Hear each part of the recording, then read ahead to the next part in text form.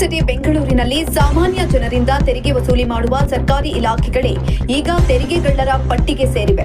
ಹೌದು, ಬೆಂಗಳೂರಿನ ಪ್ರತಿಷ್ಠಿತ ಸರ್ಕಾರಿ ಕಟ್ಟಡಗಳಿಂದ ಸುಮಾರು 472.66 ಕೋಟಿ ರೂಪಾಯಿಗಳಿಗೂ ಅಧಿಕ ಸೇವಾ ತೆರಿಗೆ ಬಾಕಿ ಉಳಿದಿದ್ದು, ಈಗ ಗ್ರೇಟರ್ ಬೆಂಗಳೂರು ಪ್ರಾಧಿಕಾರ ಈ ಬಾಕಿ ವಸೂಲಿಗೆ ಸ್ಪೆಷಲ್ ಡ್ರೈವ್ ಅನ್ನು ಆರಂಭಿಸಿದೆ.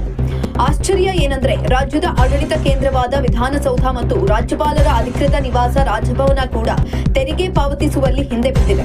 ವಿಧಾನಸೌಧದಿಂದ 2.15 ಕೋಟಿ ರೂಪಾಯಿ, ವಿಕಾಸಸೌಧದಿಂದ 4.24 ಕೋಟಿ ರೂಪಾಯಿ ಹಾಗೂ ಬಹುಮಹಡಿ ಕಟ್ಟಡದಿಂದ 3.38 ಕೋಟಿ ರೂಪಾಯಿ ತೆರಿಗೆ ಬಾಕಿ ಬರಬೇಕಾಗಿದೆ. ಅಷ್ಟೇ ಯಾಕೆ, ಈ ಕಟ್ಟಡಗಳ ಒಳಗಿರುವ ಕ್ಯಾಂಟೀನ್ಗಳು ಸಹ ಲಕ್ಷಾಂತರ ರೂಪಾಯಿ ತೆರಿಗೆಯನ್ನ ಬಾಕಿ ಉಳಿಸಿಕೊಂಡಿವೆ. ಗ್ರೇಟರ್ ಬೆಂಗಳೂರು ಪ್ರಾಧಿಕಾರದ ಕಂದಾಯ ವಿಭಾಗದ ವಿಶೇಷ ಆಯುಕ್ತರಾದ ಮನೀಶ್ ಮೌದ್ಗಿಲ್ ಅವರು ಈ ಬಗ್ಗೆ ಕಟ್ಟುನಿಟ್ಟಿನ ಆದೇಶ ಹೊರಡಿಸಿದ್ದಾರೆ. ಹಲವು ವರ್ಷಗಳಿಂದ ತೆರಿಗೆ ಪಾವತಿಸದೆ ಜಿಬಿಎ ಅಥವಾ ಬಿಬಿಎಂಪಿಗೆ ವಂಚಿಸುತ್ತಿರುವ ಇಲಾಖೆಗಳ ವಿರುದ್ಧ ಕಠಿಣ ಕ್ರಮ ಜರುಗಿಸಲು ಸೂಚಿಸಿದ್ದಾರೆ. ಇಲಾಖೆಗಳ ಮುಖ್ಯಸ್ಥರಿಗೆ ತಕ್ಷಣವೇ ಬೇಡಿಕೆ ನೋಟಿಸ್ ಜಾರಿಗೊಳಿಸಲು ಮತ್ತು ಬಾಕಿ ಹಣ ವಸೂಲಿ ಮಾಡಲು 5 ನಗರ ಪಾಲಿಕೆಗಳ ವ್ಯಾಪ್ತಿಯ ಅಧಿಕಾರಿಗಳಿಗೆ ಆದೇಶವನ್ನ ನೀಡಲಾಗಿದೆ.